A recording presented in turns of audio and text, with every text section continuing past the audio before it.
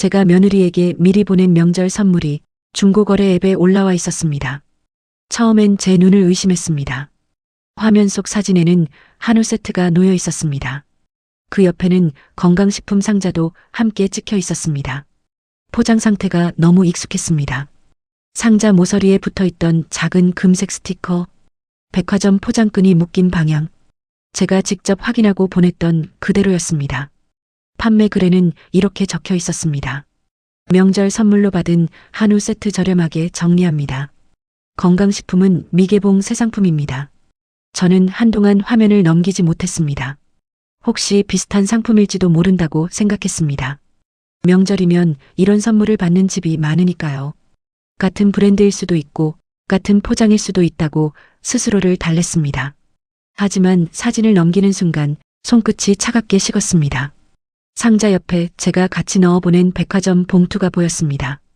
봉투 손잡이 쪽에는 작은 접힘 자국이 있었습니다. 제가 포장할 때 실수로 눌렀던 그 자국이었습니다. 그건 제가 보낸 선물이 맞았습니다. 큰 며느리에게 보낸 명절 선물이었습니다. 이번 명절에는 제가 큰아들 집에 직접 가지 못하게 됐습니다. 무릎이 또 붓는 바람에 오래 움직이기가 어려웠고 사람 많은 명절 자리에 앉아있기도 버거웠습니다. 그래도 빈손으로 넘기고 싶지 않았습니다. 며느리가 평소 한우를 좋아한다고 했던 말이 생각났습니다. 손주들 먹으라고 건강식품도 하나 더 넣었습니다. 혹시 부족할까봐 명절 용돈 봉투도 따로 챙겼습니다. 며느리는 선물을 받자마자 문자를 보냈습니다. 어머님, 너무 잘 받았어요. 이렇게까지 안 하셔도 되는데 늘 감사해요. 그 문자를 보고 저는 마음이 놓였습니다. 아, 이번엔 마음이 잘 전해졌구나. 그렇게 생각했습니다. 그런데 지금 그 선물은 중고거래 앱에서 가격표를 달고 있었습니다. 저는 판매 글을 다시 내려다봤습니다. 가격은 제가 산 금액보다 훨씬 낮았습니다. 아까운 건 돈이 아니었습니다. 그 상자 안에 담아보낸 제 마음이 물건처럼 정리되고 있다는 사실이 아팠습니다. 저는 조용히 화면을 캡처했습니다. 그리고 휴대폰을 내려놓았습니다. 방 안은 조용했지만 제 마음은 이미 명절 전부터 무너지고 있었습니다. 며칠 전 저는 백화점 식품관을 한참 돌았습니다. 무릎이 아파서 오래 걷기 힘들었지만 그냥 아무거나 보내고 싶지는 않았습니다. 큰 며느리는 예전부터 말했습니다. 어머님, 저희는 고기 좋은 거 받으면 제일 좋아요. 아이들도 고기 구워주면 잘 먹고요. 그 말을 저는 기억하고 있었습니다.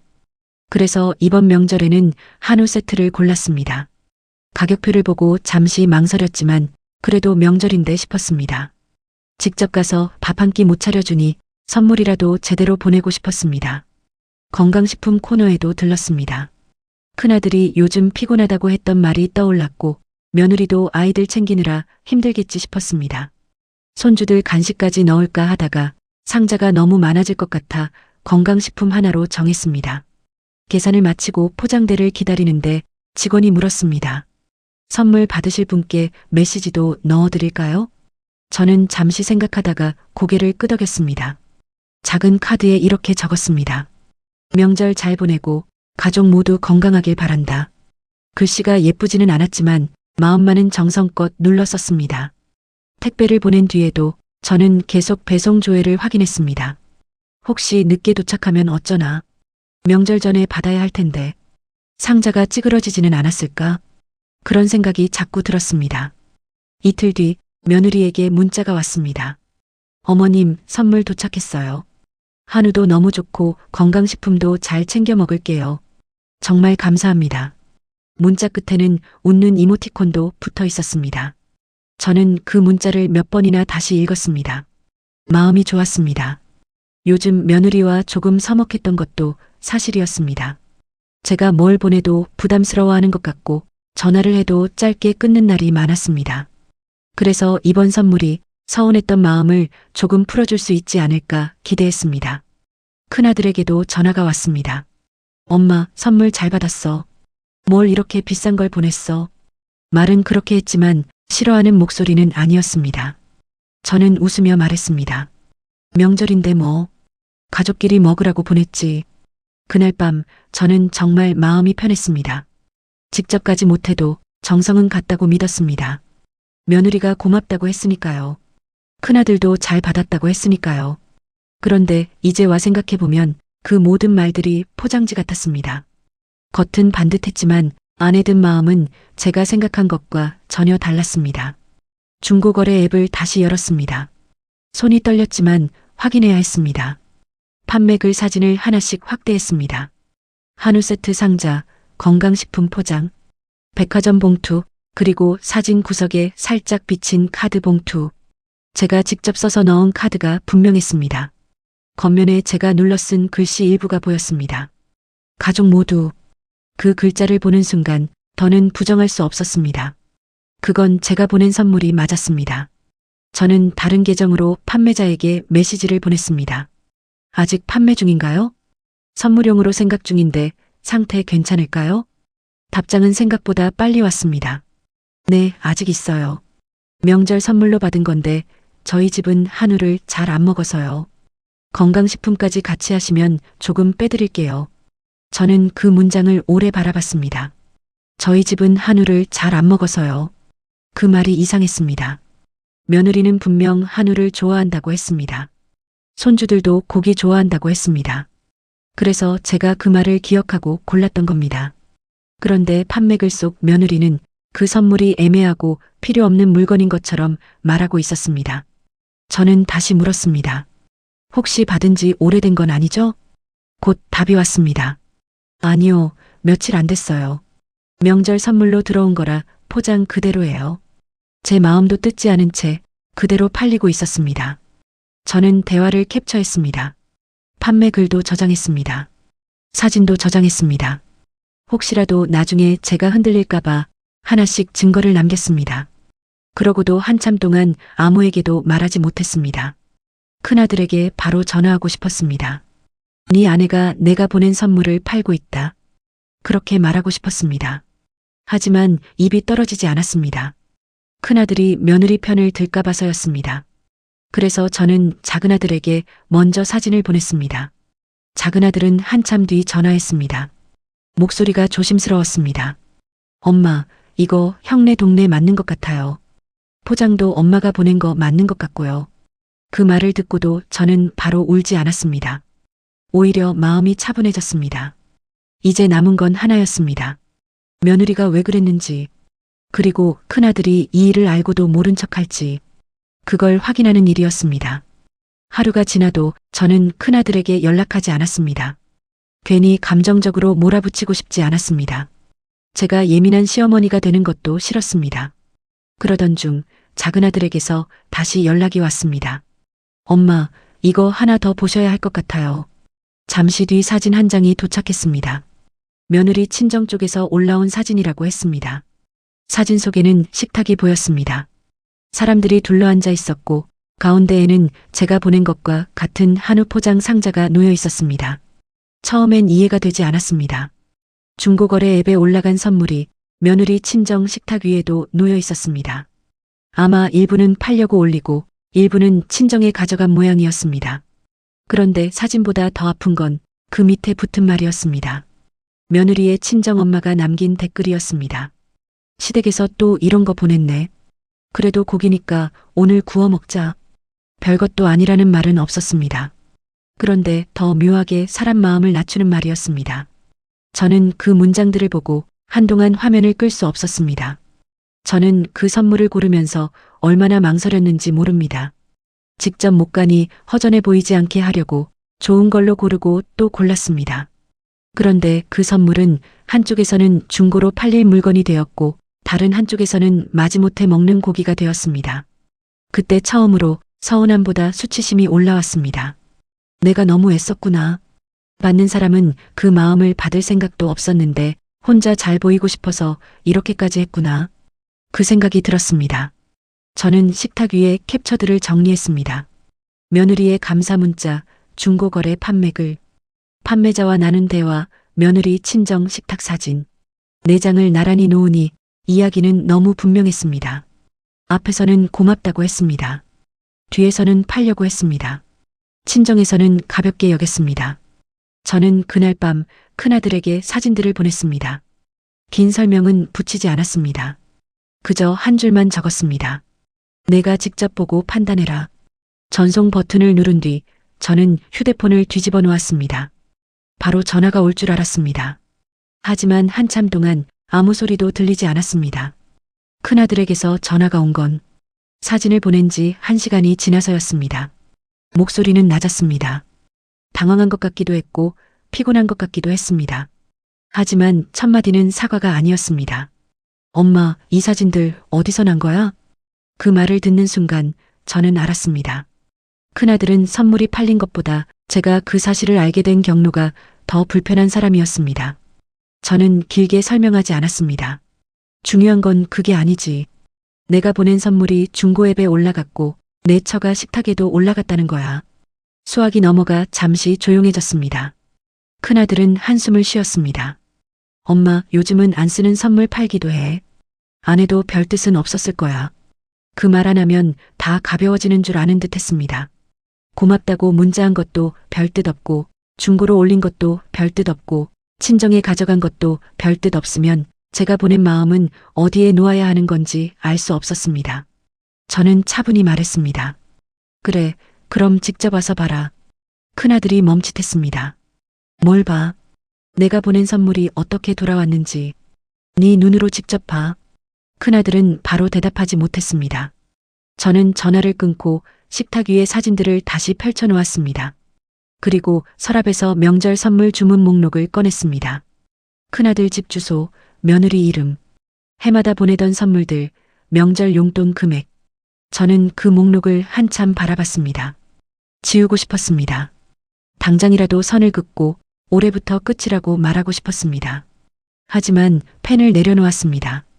이번에는 감정으로 끊고 싶지 않았습니다. 정말 끝낼 때는 큰아들이 제 앞에서 이 일을 제대로 보게 만든 뒤 끝내고 싶었습니다. 그날 밤 저는 잠을 제대로 자지 못했습니다. 화가 나서가 아니었습니다. 마음이 식어가는 소리가 너무 선명하게 들리는 것 같아서였습니다. 며느리에게도 큰아들에게도 제가 더는 예전처럼 마음을 내줄 수 없겠다는 생각이 들었습니다. 그 생각이 슬펐지만 동시에 이상하게 단단했습니다. 다음 날 저녁 큰아들이 제 집으로 왔습니다. 혼자였습니다. 며느리는 오지 않았습니다. 현관에 선 큰아들의 얼굴은 불편해 보였습니다. 미안한 얼굴이라기보다 빨리 이 일을 정리하고 싶은 얼굴이었습니다. 저는 말없이 아들을 거실로 들였습니다. 식탁 위에는 사진들이 놓여 있었습니다. 큰아들은 그 사진들을 한참 내려다봤습니다. 그러고도 첫마디는 사과가 아니었습니다. 엄마, 안 해도 일부러 그런 건 아니래. 그 말을 듣는 순간 제 마음이 조용히 식었습니다.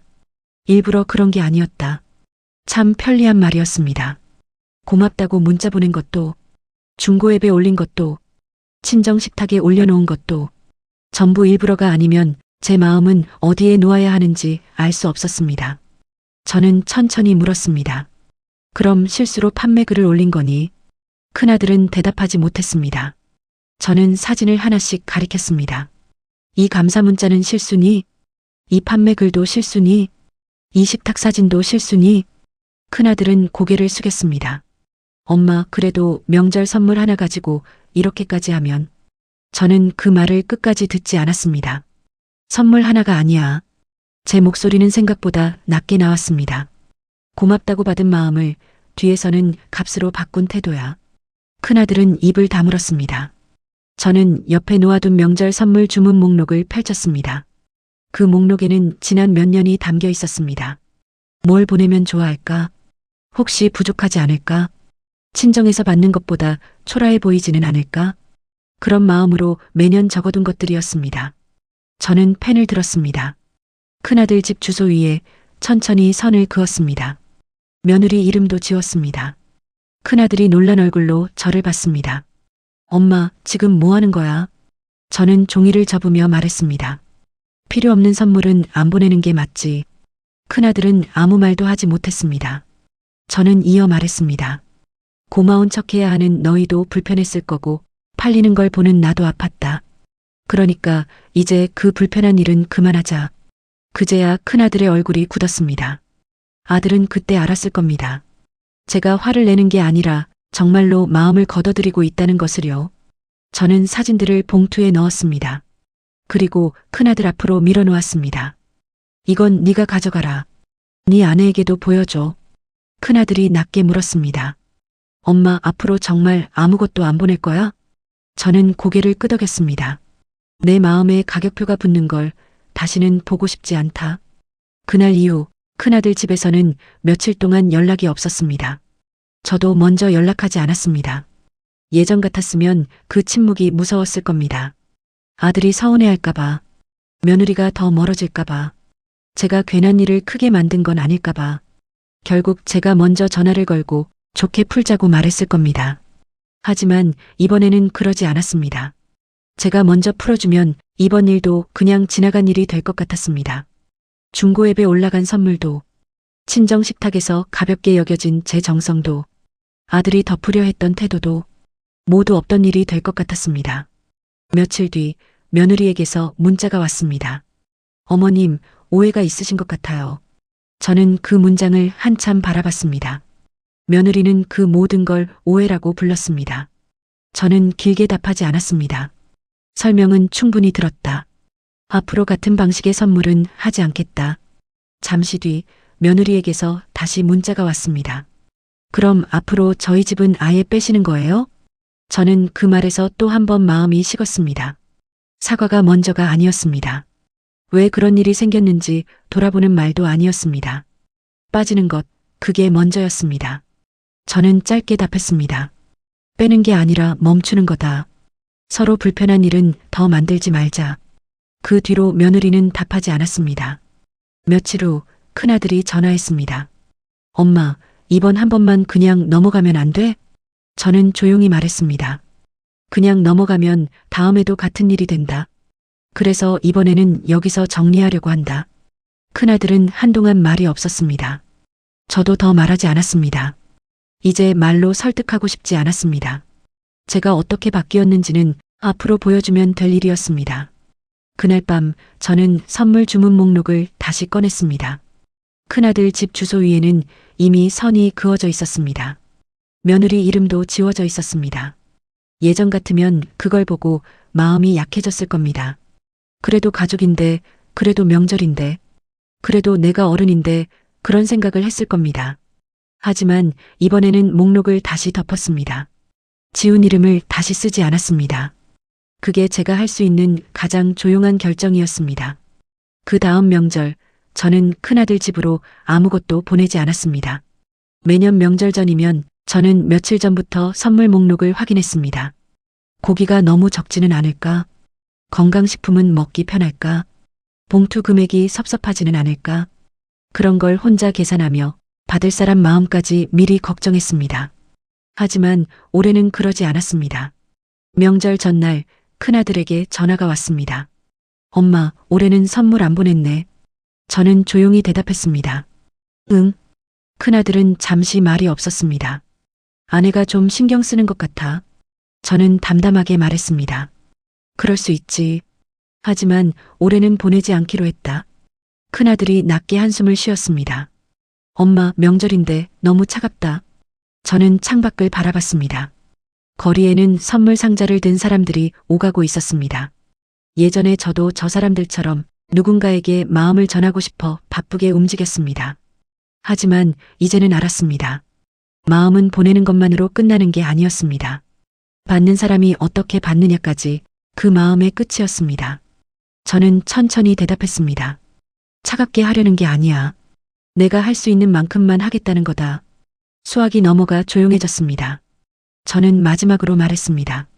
필요 없는 선물은 안 보내는 게 맞지. 앞으로는 말로만 고마운 선물은 하지 않으려고. 큰아들은 아무 말도 하지 못했습니다. 전화를 끊고 저는 식탁 위에 따뜻한 차를 한 잔 올렸습니다. 명절이라고 해서 누군가에게 무조건 마음을 내줘야 하는 건 아니었습니다. 가족이라고 해서 받을 줄 모르는 사람에게 계속 정성을 쏟아야 하는 것도 아니었습니다. 그날 저는 처음으로 보내지 않은 마음에도 이유가 있다는 걸 알았습니다. 선물을 보내지 않았다고 해서 제가 가족을 버린 것은 아니었습니다. 다만 제 정성을 가볍게 여기는 사람에게 더 이상 포장해 건네지 않기로 한 것뿐이었습니다. 며칠 뒤 큰아들이 다시 전화를 걸어왔습니다. 목소리는 전보다 낮아져 있었습니다. 엄마, 아내한테 얘기했어. 그건 잘못한 거라고. 저는 대답하지 않았습니다. 큰아들은 잠시 머뭇거리다가 말을 이었습니다. 다음부터는 이런 일 없게 할게. 저는 한참 뒤에야 말했습니다. 다음이 있을지는 모르겠다. 믿음은 선물처럼 다시 포장해서 보낼 수 있는 게 아니니까. 수학이 넘어가 조용해졌습니다. 저는 조용히 전화를 끊었습니다. 그리고 빈 선물 목록을 서랍에 넣었습니다. 그 종이는 더 이상 허전해 보이지 않았습니다. 오히려 제 마음이 함부로 팔려나가지 않도록 선을 그어둔 표시처럼 보였습니다. 제가 끊어낸 건 가족이 아니었습니다. 고맙다는 말 뒤에서 제 정성을 가볍게 다루던 태도였습니다.